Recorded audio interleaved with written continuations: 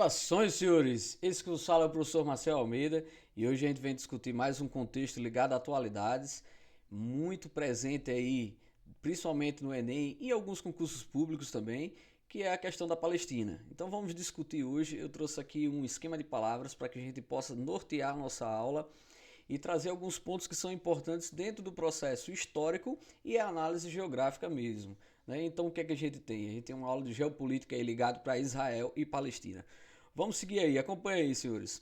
Nesse primeiro momento que eu coloco aqui, contexto do quadro físico, cultural, religioso e econômico, eu tenho uma aula específica no meu canal, de maneira gratuita, você pode acompanhar aqui em cima, clica nela, faço questão de você assistir ela primeiro, porque se faz muito necessário entender todo esse contexto, principalmente o quadro físico, que é bem importante para que a gente possa analisar todos os detalhes do que faz o ambiente geográfico, né, a parte da região, da sub-região da Ásia, que é esse Oriente Médio, que tem uma grande importância. O quadro cultural e religioso, econômico e político, todos são importantes. Dá uma olhada, assiste primeiro essa aula e depois você volta aqui para a gente poder conversar mais sobre isso. Tranquilo? Então o que é que a gente tem dentro do contexto histórico para a gente chegar no momento atual? Senhores, como é estudado, é dessa forma que eu vou passar para vocês.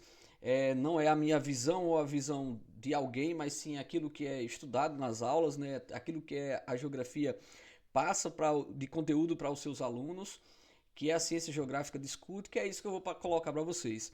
Né? Naquela localidade, diversos povos habitaram. Né?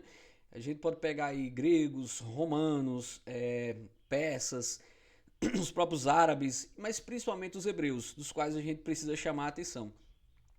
E eles viviam numa região chamada de Judéia. E assim, quando o Império Romano tomou conta daquela localidade, chamou eles de judeus. Então essa é a primeira denominação que a gente tem dos povos judeus.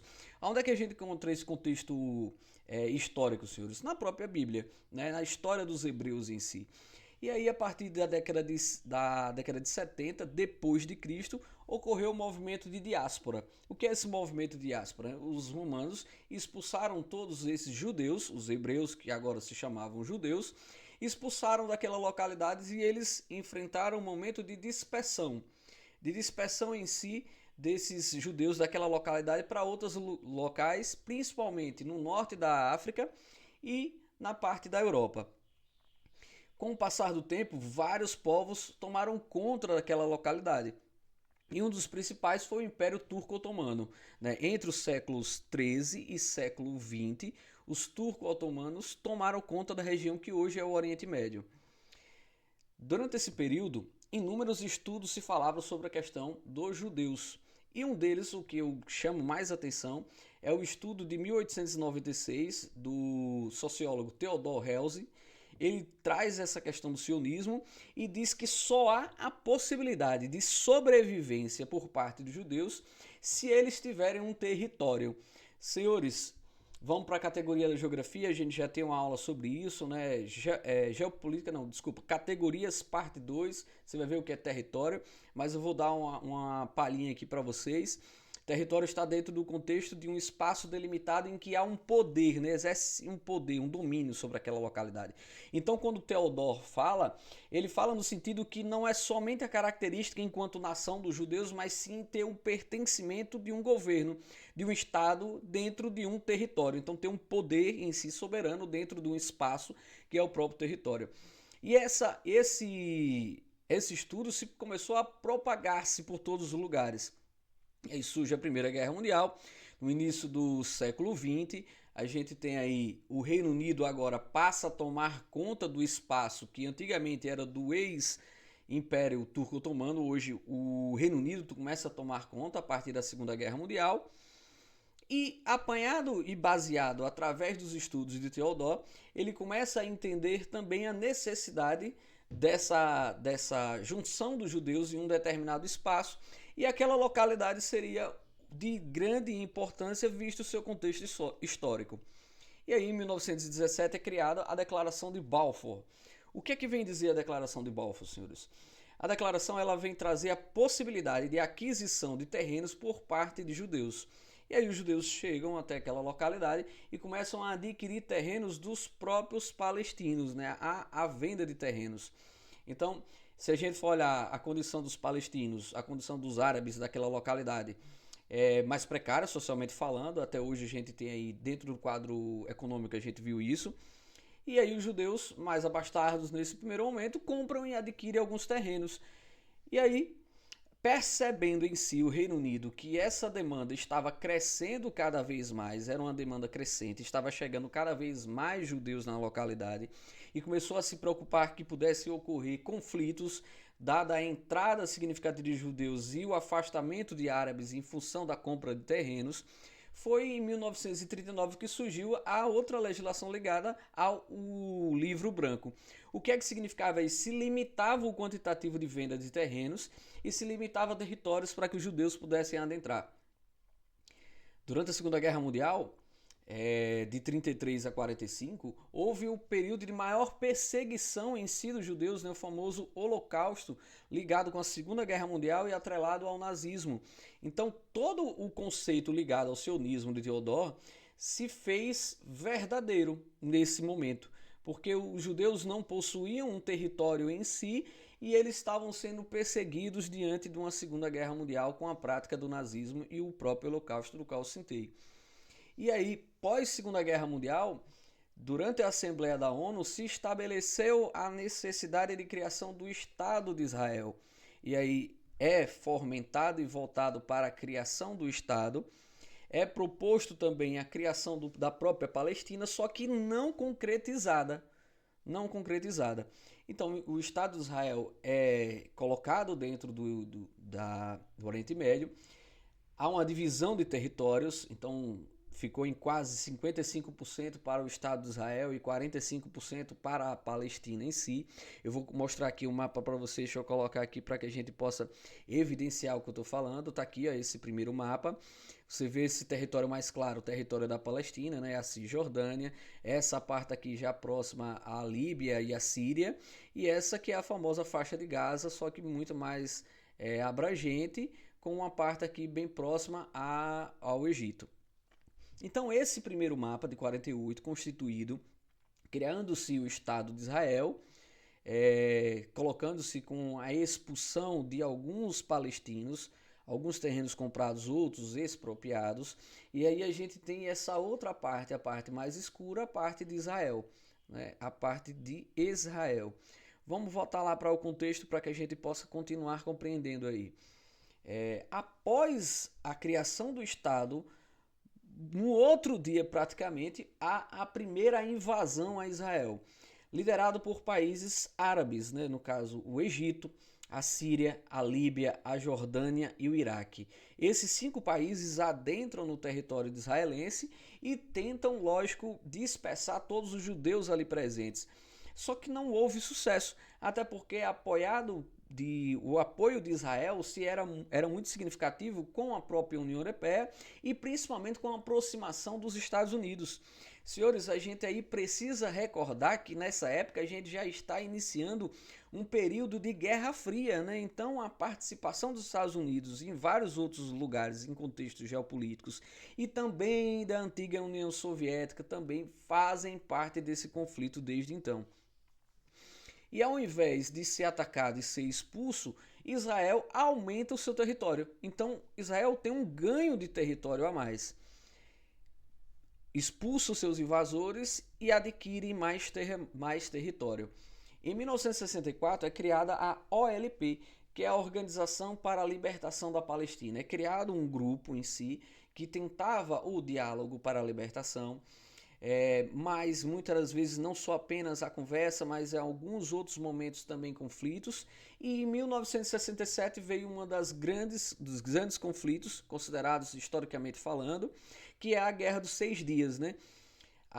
Os países árabes entram em confronto direto com Israel, e Israel em pouco tempo, né? No primeiro momento, lógico, é atacado, tem uma perda significativa no primeiro momento, mas com todo o apoio que se tem, ele revida o conflito e acaba não apenas vencendo os países árabes que entraram no conflito, mas ganhando mais territórios, como o caso da Cisjordânia. E aí vocês precisam recordar que dentro dela há a cidade de Jerusalém, da qual eu falei naquela primeira aula, as colinas de Golã, que fica na parte da Síria, que contém as nascentes dos rios Tigre e Eufrates, a faixa de Gaza, propriamente faixa de Gaza, Sinai, que tem a parte lá do canal do Suez, que é uma das grandes passagens de locomoção de mercadorias entre a Ásia e a Europa, e a Jerusalém, da qual eu citei, que é a cidade santa para todas essas religiões monoteístas da localidade, né?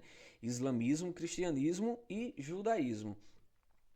E aí o território de Israel aumenta, né? Vou colocar mais uma vez no mapa para você verificar lá em 67. Aqui já com as colinas de Golã, a parte da Líbia também tomada. Vocês percebem que a parte da Cisjordânia, né? A antiga Palestina aqui, a Cisjordânia, ela é reduzida com o ganho de Jerusalém dessa parte, e a faixa de Gaza perde espaço. Perceba aí em comparação do mapa de 48 para o mapa de 47. Então há um ganho territorial mais uma vez por parte de Israel. Vamos seguir aí para que a gente possa continuar contextualizando. Deixa eu passar aqui para baixo. O próximo conflito bem importante é o conflito ligado a Yom Kippur. Yom Kippur, em 1973, é o conflito em que se dá nesse período chamado Dia do Perdão para os judeus. Eles estavam nos seus locais, nos seus templos, fazendo a oração e foram atacados de maneira surpresa pelos países árabes. Assim sendo, no primeiro momento, mais uma vez, sofreram com uma derrota, mas logo em seguida, mais uma vez, com seu treinamento tático, até hoje se tem considerado que o exército israelense é um dos exércitos mais preparados do mundo, mas todo o apoio bélico e financeiro também por parte dos países ligados à União Europeia, mas principalmente aos Estados Unidos, ele revida o ataque e acaba vencendo mais uma vez o conflito. Em 79 é chegado a um tratado com o Egito. O Egito é o primeiro país árabe a reconhecer o Estado de Israel, e nessa negociação foi devolvido ao Monte Sinai. Eu vou colocar aqui o mapa mais uma vez para vocês identificarem. Essa parte aqui de baixo, aonde fica Israel, é a parte do Sinai, né, do Monte Sinai em si, que é onde passa o canal de Suez.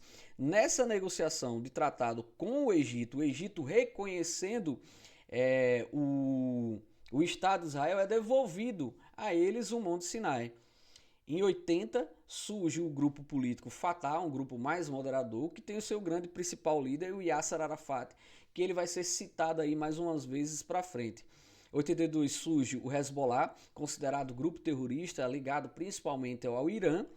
Em 87, a primeira intifada de facas, no primeiro levante social por parte de Gaza, já com a presença do Hamas, né, outro grupo político, só que esse mais radical, e também na Cisjordânia. É um conflito, um levante popular, um levante de manifesto contra a estadia de Israel na localidade. 93 foi o passo mais próximo que se teve de um tratado de paz, que é o Tratado de Oslo, arquitetado pelos Estados Unidos e o seu presidente, entre Yasser Arafat e o Rabin, que era o líder político, o primeiro-ministro de Israel à época. Ocorre que em 95 houve a morte do Rabin, né? E aí tem duas situações. Sempre se coloca que foi por parte de um extremista israelense que acabou matando o Rabin, e outros colocam, lógico, que foi alguém ligado ao mundo árabe que acabou acometendo este assassinato, né? Então há um conflito de informações nesse sentido, né? Quem foi que matou quem? Isso aqui acabou agravando aquilo que houve de possibilidade de negociação, de conversa, de tratado de paz, porque o Yasser Arafat era muito mais aberto a esse diálogo, e em 2001 chegou a segunda intifada, e com ela a criação do Muro da Cisjordânia, né? Circulando a Cisjordânia, que até hoje ele é discutido a nível internacional, né? E o contexto atual, o que é que nós temos? Nós temos a presença do Hamas.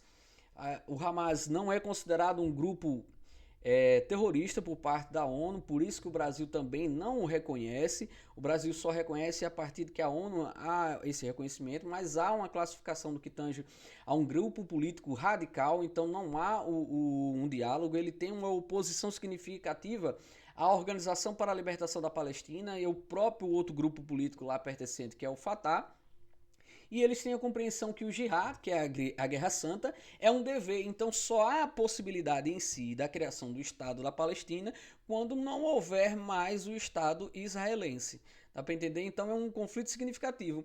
E agora a gente perpassa por inúmeros bloqueios por parte de Israel, bloqueios no que tange à distribuição de alimentos, né, dentro desse contexto, de água, entre outros pontos que acabou gerando algumas discussões a nível internacional, visto que a parte da Gaza depende e muito de ajuda humanitária. A gente pode até pensar que esse conflito é algo atual, senhores, mas o Hamas e Israel estão em conflitos desde 2008, não com essas proporções das quais nós temos hoje.